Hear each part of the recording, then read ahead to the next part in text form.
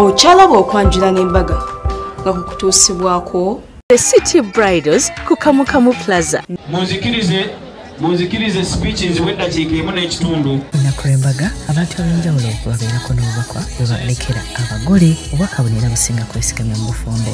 Balondamu abazadde ab'emikwano n'abantu baba batonotono ne babawayo akagambo kanaabakuumira mu maka. Mariam teyantegeezezzaako nti ngenda kubeera omu ku abo bagenda okwogera. Naye nja kwogera. Mukama yeebazibwa abooluganda. Amanya bampita Brenda Akiri omwami. Ndi mukwano gwa Mariam era nga ndi muganda we. Mariam mumanyidde emyaka mingi okuva ku campus. Probably abantu abasinga wano tebasobola kukkiriza nti njogera nga mukwano gwa Mariam. Era nange saatuuseeko. Tolutuuseeko gwe wekka.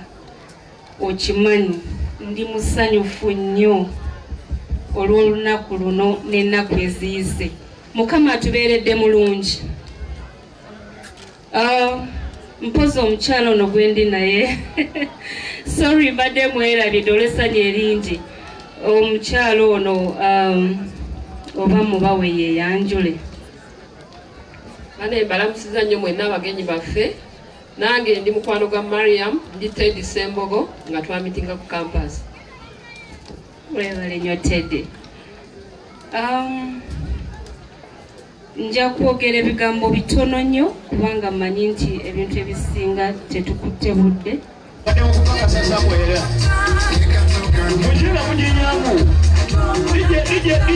DJ pause. Musaaga tebugenda kukwata ku microphone eno temuzinye.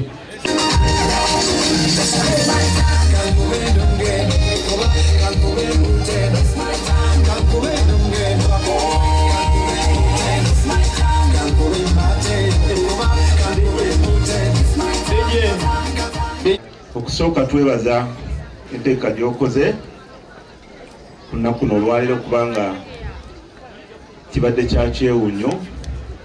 Si kyangu nnyo ku myaka gyammwe okola kino ekintu ekyewunyisa bwe kiti. Era twebaza nti Mukama abawa omukisa era abongera amaanyi. Kyemuyingiddemu mu kinyweze abantu bano bonna abali wano bajja kuba basanyufu okuba nti mweyongera mu maaso. Ffe ku lwapakasa tuze wano okubeerawo naawe ku mukolo guno mu ssanyu kubanga guno mulundi gwakubiri nga pakasa tukyebaliza ye mugole waffe owokubiri mu kitundu kyaffe gye tukolera. Ekirala tusaba Mukama Katonda abaweza ddembe bulungi n'emirimu emirungi ne gye tukolera tweyongere.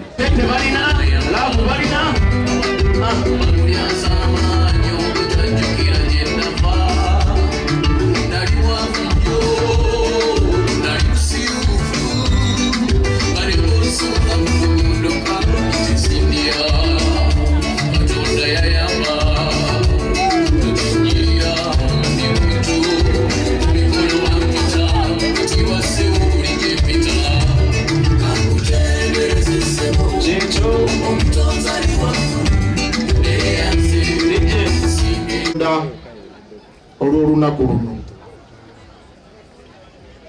kyamazima tubadde twalulindirira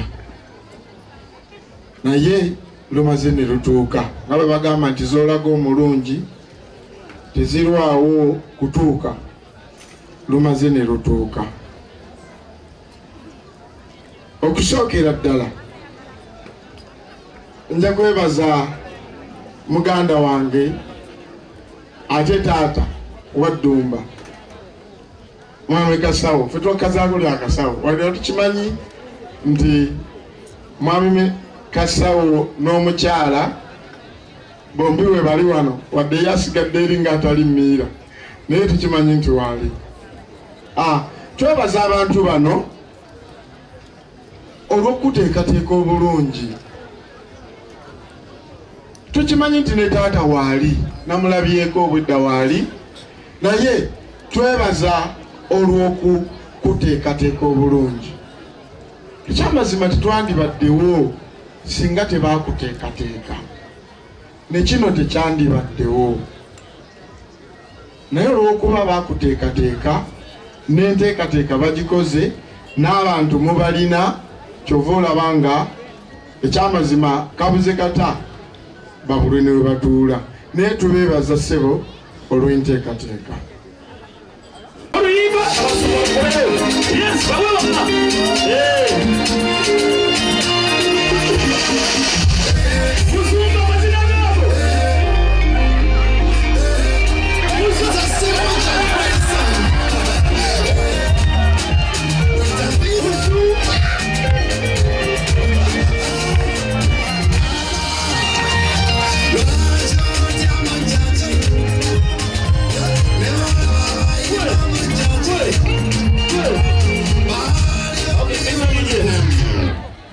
How are you? I'm fine, I'm obedient. You are fine, humble and obedient. Abazadde abali musomesa omwana ona oluzungu. Where is your dad? Is your dad? But he cannot dance like you. Why is it like that? My dad is good. Ana mukubire ku musumba obugalo ekiteeza ala tekyala ono musumba mulabira wano naye gana amazina omwana gazina musumba yali agazina ekyo kyo kimanyi lwakulokoka. Kusooka okwebaza Katonda olwa mwami n'omukyala, mwami Kalonda n'omukyala. Mukama yabatusinkanya dda mu 1998 nga buggwako. Ebbanga eryo byonna tubadde ffenna nga tutambulira wamu nga babebi baffe bano bemulebe wano bato, omuli n'omwana omulenzi ono afuuse omwami Dumba olwaleero. Twagala kwebaza famire eno, kwagala Katonda okutambula naye ate ne bakiteeka mu baana baabwe ne bakkiriza okusumbibwa. Tubakubireko mu ngalo omwami n'omukyala Kalonda. Olwaleero tuguddewo ekifo kino mu butongole nga kyekimu ku bifo ebiriko amafuta ga Katonda we tugenda okuyingira okukolera emikolo egy'obuvunaanyizibwa. Bassebo ne banyabo mwenna mbayise, kifo kino kiri so strategic, otuukawo mangu, parking weeri, ndowooza byonna bimulabe biri very executive.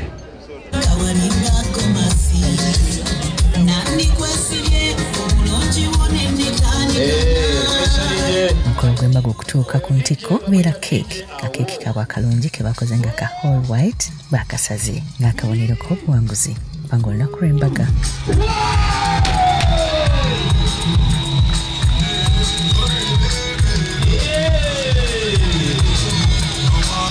Makazani gulagira bose.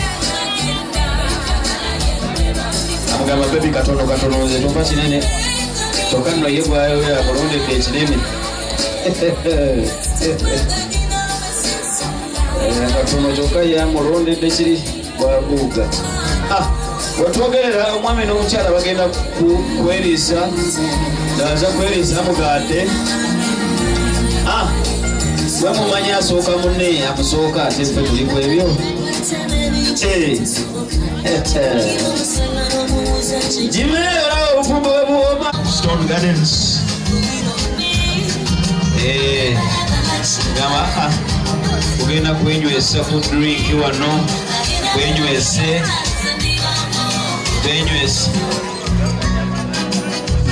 mugamba kamukeberezi agamba batunywere ku girasi emu bagenda kiri wano Kampala. Ama baby Mariam gwamanya ne baby wo agamba hani kuwe omwazi abasooka oba yoyo wikole. Bwe batyo bagabidde abantu baba ab'enjawulo keeki nabo nga bwebaza engeri gye babayambye okutegeka embaga yaabwe. Mwebale nnyo, mwebalire ddala. Okusookera ddala bazadde bange ab'emikwano mwenna basobodde okujja ku lunaku luno ndosa Mukama ekitiibwa mulumiza nnyo Mukama ku lunaku luno kuba ye yalumanya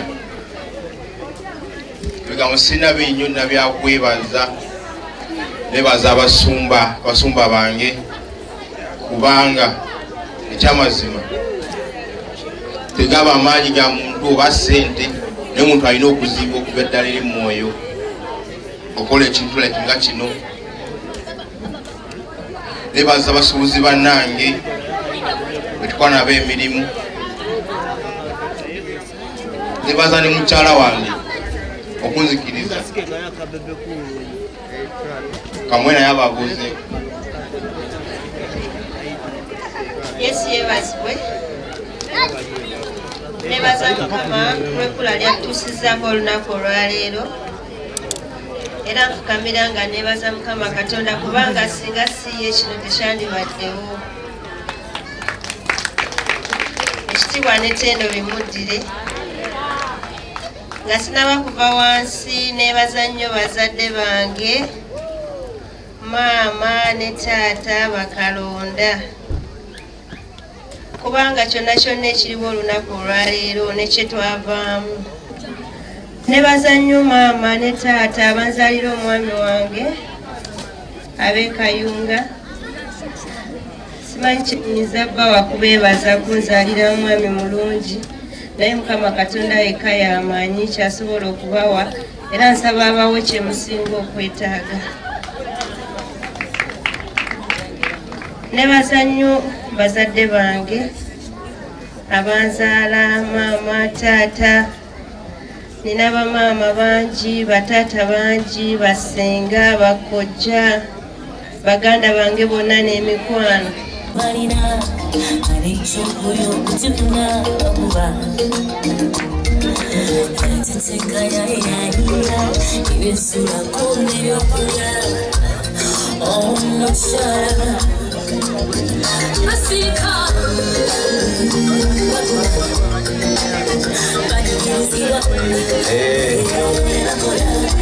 Music in the background is well tuwerabira that Jasmine Stone Gardens zizo ziguddwawo olwaleero balina space eno giraba neri waggulu bonna ate nga bali very elegant omukolo gw'embaga bwe bakuyita oba olina okugabira abagole ebirabo bwe batyo abagenyi ku mbaga y'omwami n'omukyala wa Ddumba babawadde ebirabo bingi bino nno byebikola ng'entandikwa maka gaabwe mu bufumbo obutukuvu abagole baffe mujje tusime ebirabo saidi zino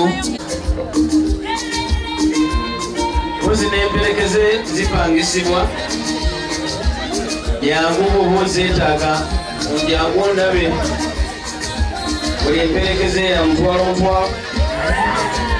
temuyomba kakole sente buli emperekeze ya mutwalo okekenya eriwo etali tapangisibwa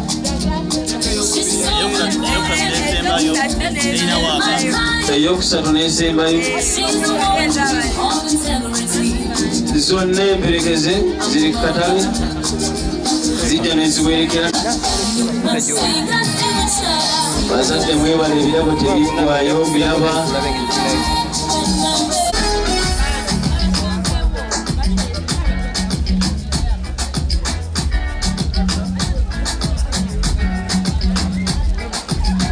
era munnange esawa yaffe esooka bwe tubewedde nga kugamba nti esawa yaffe tosobola kuggwa nga tetutuusaako kye bayita wedding album kati tutuuseko ebifaananyi bino eby'abantu baffe abala ba Delta TV ne babitusindikira ku WhatsApp mu wedding album.